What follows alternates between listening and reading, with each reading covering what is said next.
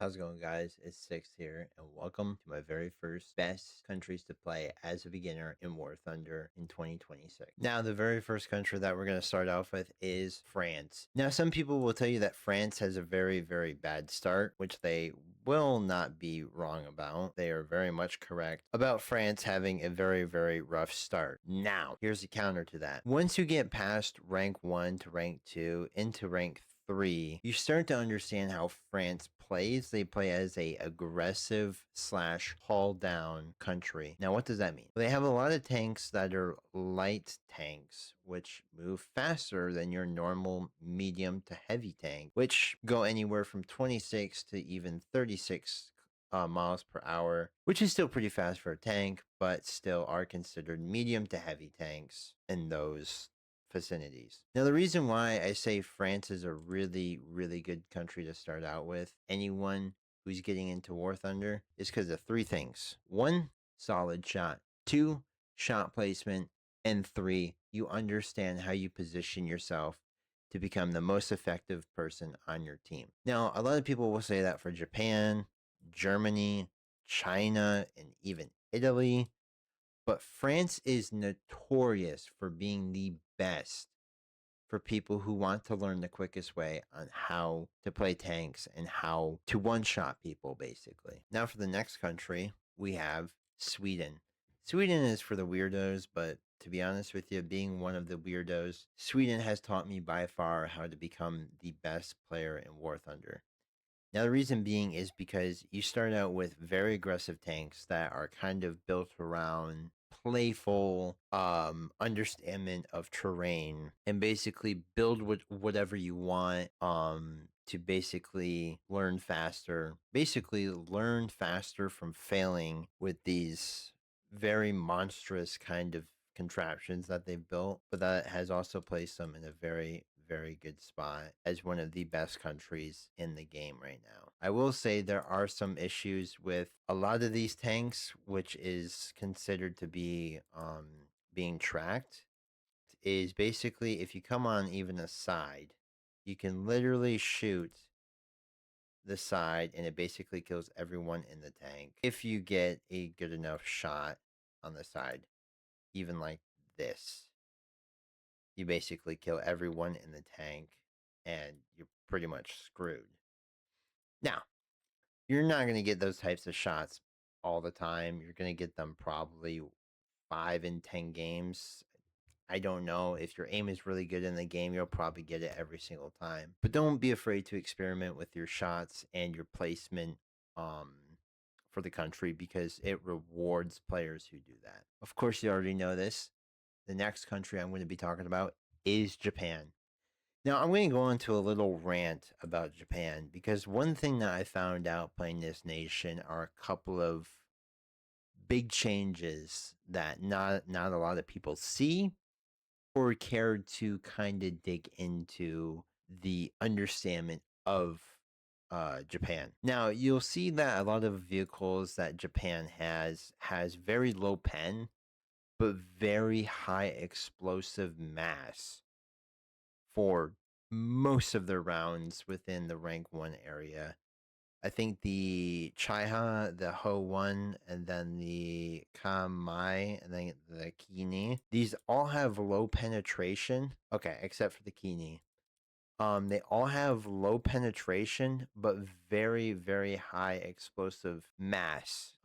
In that sense. Now, the reason behind this is very much they're very much infantry focused. So, taking out infantry, basically not worrying about tanks because a lot of times the Jap in their time and they didn't really understood, powerful tanks yet. Until you get into rank 4 to rank 5, where you get access to tanks like the Type 61, STA3, STA2, and the A1.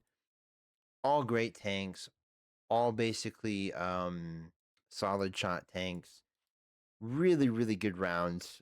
You get solid shot, you get APHE, you get Heat FS, and you even get HE, which HE is not really good unless you're playing against open top vehicles within that sense.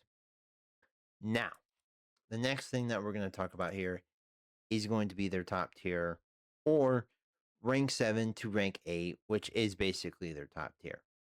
Now, a little bit of inconsistencies that I've been having with this country, and I'm sure this is a very broad thing, is the fact that you get only access to the JM33s and the JM12A1. The fact that the Type 10 and the TKX gets access to their other variant, which is the Type 10, they could have given you a Type 10 round that could fit the TKX and the Type 90, which probably would have a little less or a little bit more penetration on that level, like 570 as a prototype round, I guess you could say. I don't really know what the idea was with the round going towards top tier.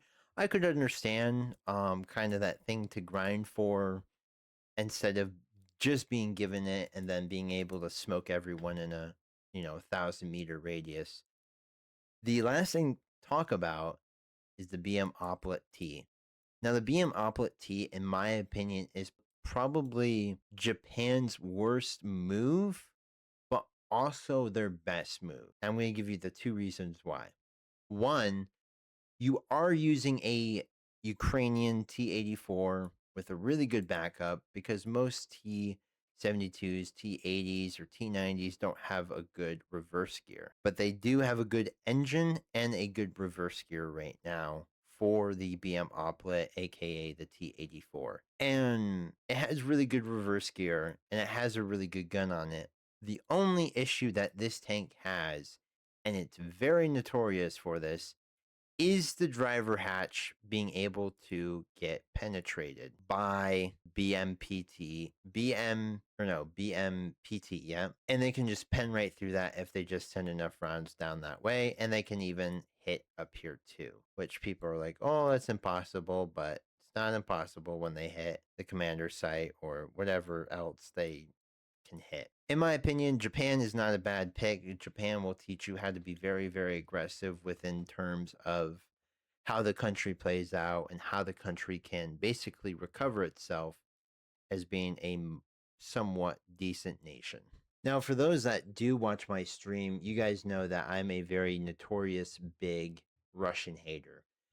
Not for the fact that their tanks perform decently good at some capacity of the tree, but the reason why I have an issue with the tree right now is for a couple of main issues. One being a consistently copy and paste of its own country, reusing tanks that basically have just minor improvements, which are the IR lights, machine guns, ERA, Contact 1, Contact 3, Contact 4 armor. And literally, it's just copy and paste tanks that literally are just upgraded variants of the already known or existent tanks that the game likes to use for so many reasons. Now, I will say that they're a very good country because they're a very cheap country, and the cost to use these tanks are a lot lower than other countries like Japan, Sweden, and France. And in my opinion, I feel like this country just needs to be put in that place to understand it is not the most powerful, but it's not the weakest country out. Now, I know a lot of people will disagree with me. Fuck it. I don't care. But this needs to be more addressed towards the importance of the country, because this country is really, really good, but it's played by people who treat it like it's not so good. If you know what I'm saying. I'm basically saying it's a very good nation, but it's played by probably one of the worst players in the game by far. Now, this is the only start of our review videos on the tanks or the countries that are best to be played. Do know that I will be updating a lot of these different countries depending on current updates, current patches, basically what country gets what, and we can reorganize it to be what's the best to play, what's the best to main, what's the best to whatever. This is my very first video on this, so please know that the quality is not the best and probably won't be until I get upgrades or we get better at doing whatever we're doing. I do appreciate you guys watching this video. If you guys like this video and if there's anything that we can improve on it, please let us know and we will get to the bottom of it. Yet again, I do appreciate you guys for coming. Peace out.